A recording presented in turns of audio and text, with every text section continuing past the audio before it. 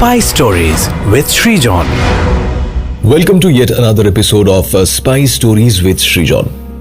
আজকে আমরা operation Neptune স্পিয়ারের দ্বিতীয় এপিসোডে রয়েছি।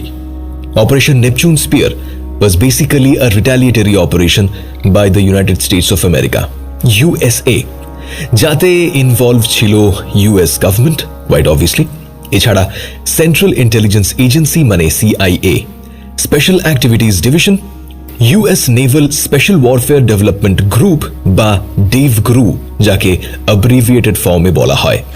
এবং this particular group is a very special group, we are gonna talk about that. সাথে ছিল 160th special operations aviation regiment airborne এবং marine tactical electronic warfare squadron 4 মানে 4 আজকের এপিসোডে we are gonna talk about operation Neptune স্পিয়ারের preparatory ফেজটা কিরকম ছিল। এবং প্রিপারেটরি ফেজের কথা বলতে গেলে বলতে হবে প্রায় দীর্ঘ 10 বছরের একটা প্ল্যানিং এর কথা। প্রথমে বলে দিই যে এই ঘটনাটা ঘটেছিল কেন, মানে অপারেশন নেপচুন স্পিয়ার প্ল্যান করা হয়েছিল কেন। আমরা সকলেই 9/11 ট্র্যাজেডির কথা জানি।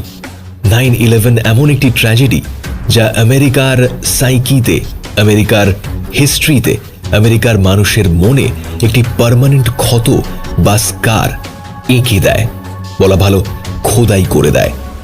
The September 11 attacks or 9/11 attacks were 4 coordinated suicide terrorist attacks carried out by this particular terrorist group called Al-Qaeda, and it was against the United States in 2001. সেই Al-Qaeda was headed by this controversial figure called Osama bin Laden, যার নাম আমরা মোটামুটি অনেকেই জানি আর কি। অতি কুখ্যাত একজন মানুষ।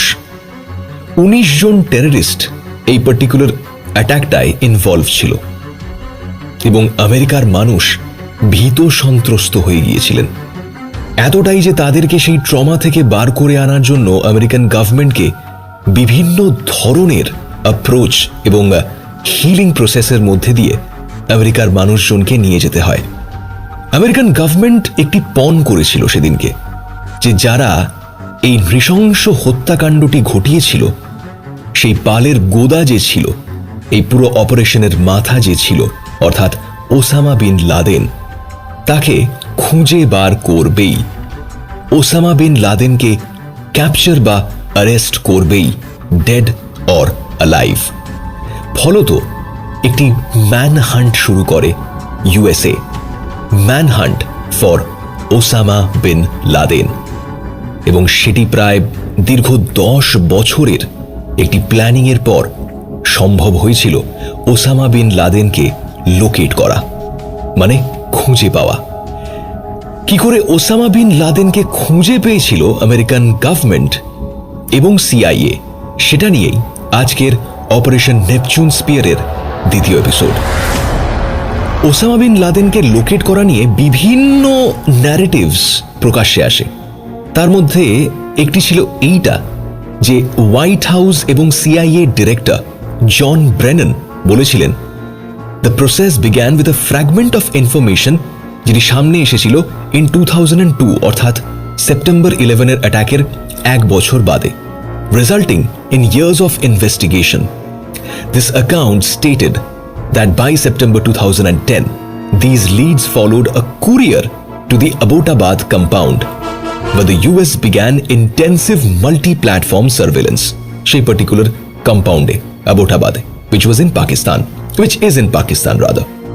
একজন জার্নালিস্টের কথাও এখানে প্রকাশ্যে আসে, সেইমুর হার্শ, এবং অ্যাসোসিয়েটেড ছিলেন তিনি এনবিসি নিউজ বলে একটি নিউজ এজেন্সির সাথে। তিনি বলেছিলেন, the US was tipped off about bin Laden's location by a Pakistani intelligence officer, যিনি ওসামা বিন লাদেনের ব্যাপারে সমস্ত ডিটেইলস অফার করেছিলেন। এবং ওনার বক্তব্য অনুযায়ী Pakistani intelligence service Osama bin লাদেনকে সেফ অ্যান্ড সাউন্ড রেখেছিল, বাট সেই পাকিস্তানি ইন্টেলিজেন্স অফিসার রিটার্নে বেশ একটা মোটা সোটা অঙ্কের রেমিউনারেশন দাবি করেছিলেন। But there are other narratives as well. According to the earlier official version of his identification from a US official, আল কায়দার একজন কুরিয়ারের আইডেন্টিফিকেশন করা সম্ভব হয়েছিল সিআইএ এর ইন্টারোগেশন থেকে, কারণ সিআইএ এর কাছে সেটাই সেই সময় প্রায়োরিটি ছিল। এবং সিআইএ এর একটি পার্টিকুলার ডিটেনশন ক্যাম্প রয়েছে যার নাম হলো গুয়াতানামো বে ডিটেনশন ক্যাম্প, বা তাকে শর্টে গিটমো বলেও ডাকা হয়। সো বেসিক্যালি দ্য গুয়াতানামো বে detention camp is a United states military prison within the Guantanamo Bay naval base on the coast of Guantanamo Bay in Cuba. সেখান থেকে একটি ইনফরমেশন আসে সিআইএ এর কাছে অ্যাবাউট আ কুরিয়ার অফ আল কায়দা। তার কারণটা হলো এই যে বিন লাদেন নাকি 1998 থেকে টেলিফোন বা স্যাটেলাইট ফোন ব্যবহার করা বন্ধ করে দিয়েছিল। ওসামা বিন লাদেন খুব অল্পই টেকনোলজির উপরে ভরসা করত। Instead, it was believed that bin Laden used to communicate through couriers while concealing his whereabouts from Al-Qaeda foot soldiers and top commanders. এবারে 1998-এ ওসামা বিন লাদেন ফোন ব্যবহার করা বন্ধ করে কেন?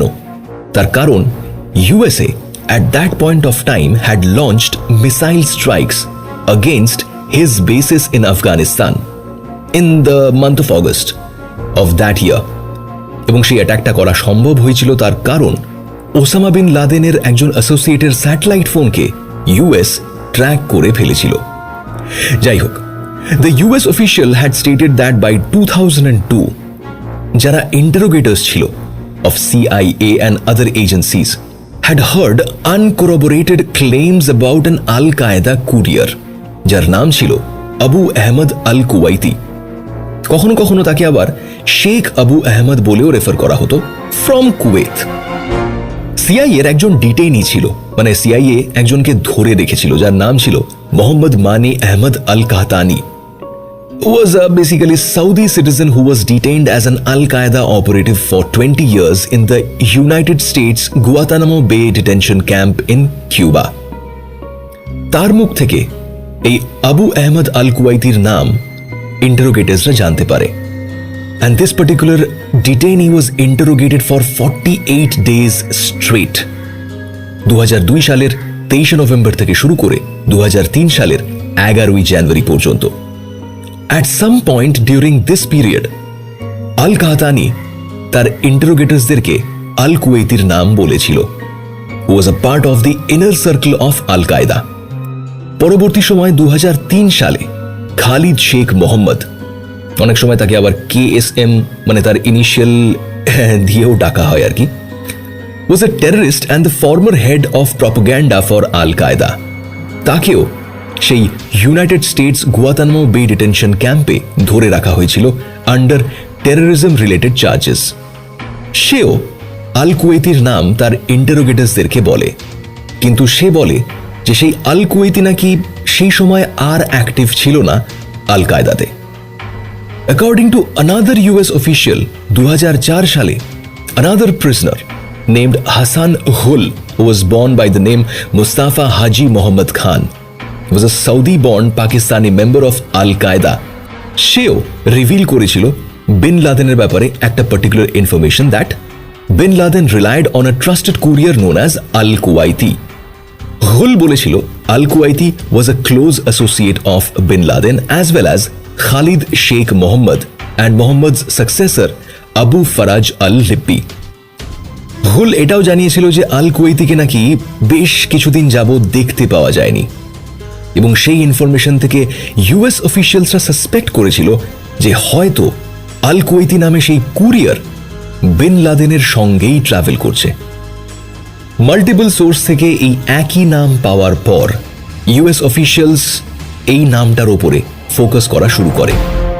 2007 সালে ইউএস অফিসিয়ালরা আল কুওয়াইতির আসল নাম জানতে পারে, যদিও তারা বলেছিল that they would neither disclose the name and nor how they learned the real name of Al Kuwaiti. যদিও কিছু পাকিস্তানি অফিসিয়ালস 2011 সালে জানায় that the courier's name was Ibrahim Saeed Ahmad from Pakistan's Swat Valley. এই ইব্রাহিম সাহিদ আহমদ এবং তার ভাই Abrar and their families were living at Bin Laden's compound in Abbottabad. যাই হোক, 2010 সালে ওয়ার ট্যাপ করে একটি একটি কনভারসেশন ট্র্যাক করে US officials and they picked up a conversation with Al Kuwaiti. তারপর সিআইএ এর প্যারামিলিটারি অপারেটিভসরা লোকেট করে আল কুওয়াইতিকে 2010 সালের অগস্ট মাসে এবং তাকে কনসিস্টেন্টলি ফলো করতে থাকে এবং ফলো করতে করতে তারা পৌঁছে যায় পাকিস্তানের অ্যাবোটাবাদের একটি রেসিডেন্সিয়াল কম্পাউন্ডে। এবং তারপরেই ইউএস অফিসিয়ালসদের সন্দেহ হতে শুরু করে যে অ্যাবোটাবাদের সেই রেসিডেন্সিয়াল কম্পাউন্ডে অর্থাৎ সেই বাড়িতে হয়তোবা তাদের মোস্ট ওয়ান্টেড ফিউজিটিভ গা ঢাকা দিয়ে রয়েছে। সেই most wanted fugitive was none other than Osama bin Laden. এবং তারপর শুরু হয় ওসামা বিন লাদেনকে ক্যাপচার বা অ্যারেস্ট করার মহড়া বা রিহার্সাল বা ট্রেনিং। সেই ট্রেনিংয়ের ডিটেলস এবং কোন কোন ধরনের ফোর্সেস এই পার্টিকুলার মিশনে ইনক্লুড করেছিল ইউএস গভর্নমেন্ট তার ডিটেলস আগামী এপিসোডে। আজকের মতো আমি Srijan, signing out from the episode 2 of operation Neptune spear. তুমি শুনছো স্পাই স্টোরিজ উইথ সৃজন।